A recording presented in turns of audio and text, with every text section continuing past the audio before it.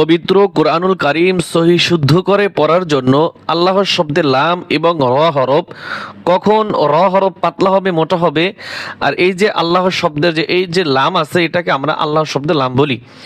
এই লাম কখন মোটা হবে পাতলা হবে এটা কিন্তু গুরুত্বপূর্ণ বিষয়। তো আজকের এই ভিডিওতে আমি চেষ্টা করব আপনাদেরকে সুন্দর করে এই দুইটা নিয়ম শেখানোর। তা আশা করি সবাই ভিডিওটা দেখবেন। প্রথমে আমরা লাম শিখবো, তারপরে র শিখবো। তো এখানে আল্লাহর শব্দের লাম পড়ার নিয়ম। আল্লাহ শব্দের লাম কখন মোটা কখন পাতলা করে পড়তে হয়, এটা হচ্ছে প্রশ্ন। তা আল্লাহ শব্দের লাম ডানে জবর অথবা পেশ হলে, এখানে দুইটা কথা বলছি। আল্লাহ শব্দের ডানে এই যে লাম রয়েছে এটার ডান পাশে জবর অথবা পেশ হলে আল্লাহর শব্দের লামকে মোটা করে পড়তে হয়। এইখানে একটু খেয়াল করুন, এটাকে কি বলে? আল্লাহর লাম, আল্লাহর শব্দের লাম। এই যে আল্লাহ শব্দের লাম খেয়াল করুন, তার ডানে ডানে কি আছে? জবর আছে। এখানে যদি জবর অথবা পেশ থাকে তাহলে কি হয়? মোটা হয়। কি হয়? মোটা হয়। আরবিতে হলে পোর হয়। তো এখানে খেয়াল করুন, হামজা লাম জবর আল, লাম খাড়া জবর লা হবে নাকি ল হবে? লা অথবা ল। আমরা কি পড়বো? ল পড়বো। কেন? ডানে জবর আছে। তা ডানে জবর অথবা পেশ থাকলে ল পড়তে হবে।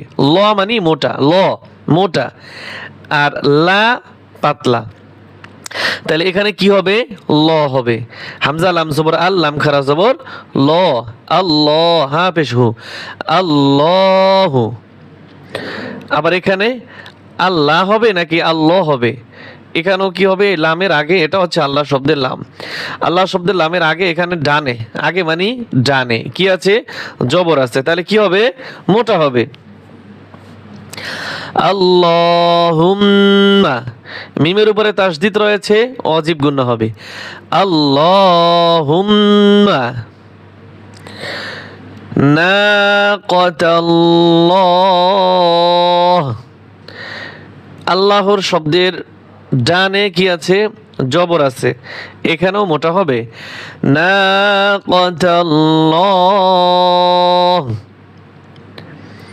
কালামুল্লাহ, এখানেও কি হবে? লাম মোটা হবে। কালামুল্লাহ আর মুল্লা, পার্থক্যটা বোঝেন? একটা হচ্ছে কালামুল্লাহ আর একটা হচ্ছে কালামুল্লাহ। তা লা এখানে পড়া যাবে না, মোটা করে পড়তে হবে। কালামুল্লাহ।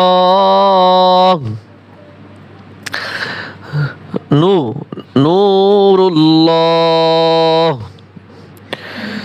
কেন পড়তে হবে? আল্লাহর শব্দের লামের ডানে পেশ আছে, জবর অথবা পেশ, দুইটার একটা থাকলেও হবে, তারই মোটা করতে হবে। নূরুল্লাহ, নূরুল্লাহ।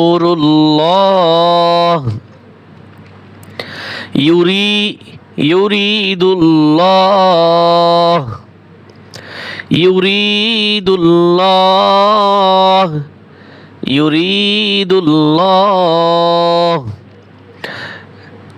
এইগুলো মোটার। এরপরে আল্লাহর শব্দের ডানে জের হলে আল্লাহর শব্দের লামকে পাতলা, আরবিতে বলে বারিক করে পড়তে হয়। দেখেন আউযু বিল্লাহি বিসমিল্লাহর ভিতরে আছে আউযু বিল্লাহ। এই যে আল্লাহর শব্দের লাম ডানে অথবা কি বলে প্রথমে কি আছে? জের। তাহলে এখানে কি হবে? পাতলা হবে। জবর অথবা পেশ থাকলে মোটা হবে, জের থাকলে পাতলা হবে। তো এখানে কি আছে? জের।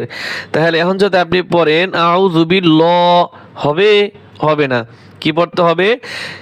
আউযু বিল্লাহ, লা পড়তে হবে। আগে পড়ছি কি আমরা? ল। আর এখানে পড়বো কি? আউযু বিল্লাহি, আউযু বিল্লাহি মিনাশ শাইতানির রাজীম।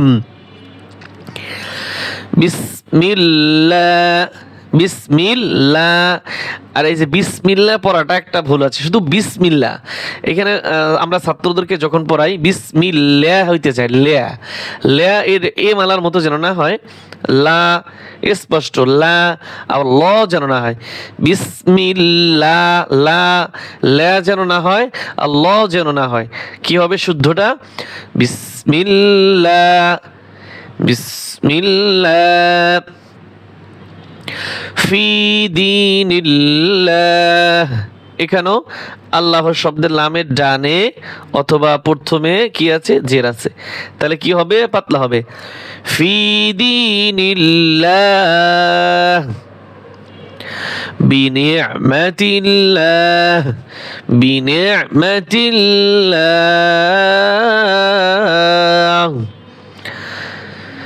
আল্লাহ শব্দের লামের আগে জের রয়েছে, তাই কি হবে? পাতলা হবে। মোট কথা হচ্ছে জবর অথবা পেশ থাকলে মোটা হবে, জের থাকলে পাতলা হবে। উচ্চারণের দিক থেকে জবর অথবা পেশ থাকলে ল হবে, জের থাকলে লা হবে, এতটুকুই কথা। আসুন এরপরে হরফ পড়ার নিয়ম। হরফটি পড়ার সময় নিয়ম অনুযায়ী দুই ধরনের আওয়াজ বা স্বরে পড়তে হয়। প্রথমত মোটা আওয়াজে, দ্বিতীয়ত হালকা পাতলা আওয়াজে। মোটা আওয়াজ পড়ার নিয়ম: এ আওয়াজে উচ্চারণের সময় জিহ্বার গোড়ার অংশ উপরের দিকে কিছুটা উঠে যায়। জিহ্বার যে মধ্যখান রয়েছে, জিহ্বার গোড়া, এটা হালকা উপরের দিকে উঠে যায়, তাই হরফটা মোটা হয়। সে কারণে আওয়াজ কিছুটা গভীর এবং মোটা হবে। তাহলে আমরা আগে মোটা পড়ার নিয়মটা শিখব। একটু ধৈর্য ধরে ধরুন, আমি একটু উপরে তুলছি। মোটা পড়ার নিয়ম। মোটা পড়ার নিয়ম: 1 নাম্বার, এর উপর যখন জবর হবে, হরফের উপরে যখন জবর হবে তখন মোটা হবে। আগেও পড়ছি আমরা, লামের হরফের আগে ডানে যদি জবর থাকে তাহলে কি হয়? মোটা হয়। কিছুটা মিল রয়েছে এখানেও। জবর রাআইতু রাসূলুন, রাসূলুন রা যেন না হয়, রাসূলুন রাআইতু রাসূলুন। 2 নম্বরে হরফের উপর যখন পেশ হবে, রুসুলুন রুসুলুন, কাফিরুনা কাফিরুনা।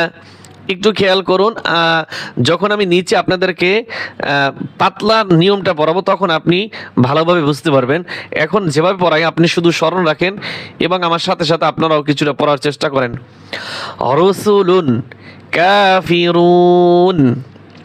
3 নম্বরে হরফে সাকিন এবং তার আগের হরফের উপর যখন জবর হবে, হরফের উপর সাকিন, তার ডানের হরফে যখন জবর হবে। দেখেন এই যে হরফে কি আছে? সাকিন আছে, তার আগে মানে ডানে কি আছে? জবর আছে, সাকিন।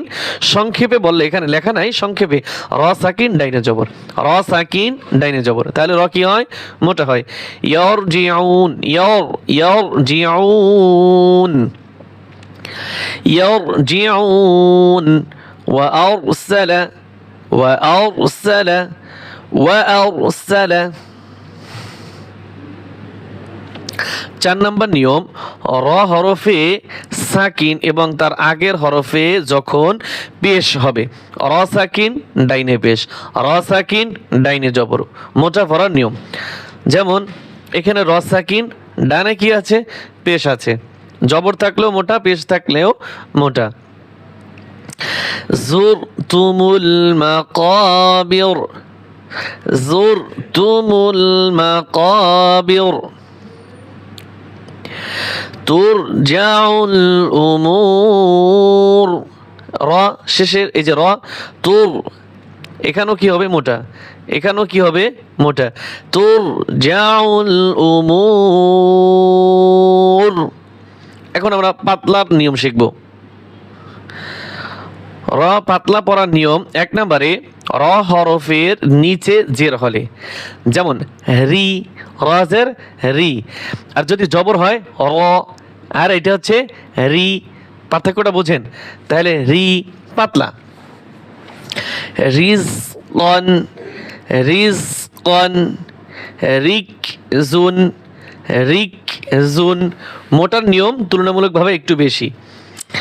2 নম্বরে র হরফে ওয়াকফ করার সময় তার পূর্বের হরফে সাকিন এবং সাকিনের পূর্বে জের হলে, একটুখানি এখানে বোঝার চেষ্টা করেন। র ওয়াকফ করার সময় তার পূর্বের হরফে সাকিন এবং সাকিনের পূর্বে জের হলে, এই যে র হরফ, পূর্বের হরফ কি সাকিন হলে, তার পূর্বের হরফ জের হলে, জেরেরটা সবসময় পাতলাই হয়। লামের বেলায় দেখছেন, তো র ওয়াকফ করার সময়, কথাটা বলছি কি, ওয়াকফ করার সময় ডানের হরফে যদি সাকিন হয়, তার পূর্বের হরফে যদি জের হয়, তাহলে এটা হচ্ছে যিকরুন। আমরা এখানে ওয়াকফ করব, তাই ওয়াকফ করলে তার আগের হরফে কি আছে, সাকিন আছে, তার পূর্বের হরফে জের আছে, তো এখানে কি হবে, র পাতলা হবে। যিকর, যিকর, যিকর, আমার গলাটা ভাঙ্গা, সে কারণে র উচ্চারণটা একটু আওয়াজ কম হচ্ছে। যিকর, যেমন ওয়াল আসর, এখানে কিন্তু মোটা, যিকর, যিকর, এখানে কি হবে, পাতলা হবে, যিকর। তারপরে বা আইনজের বিয়ে রদ হয়েছে, বিয়ে আরুন, বিয়ে হরুন, বিয়ে হরুন, এখানেও কি হবে, র পাতলা হবে।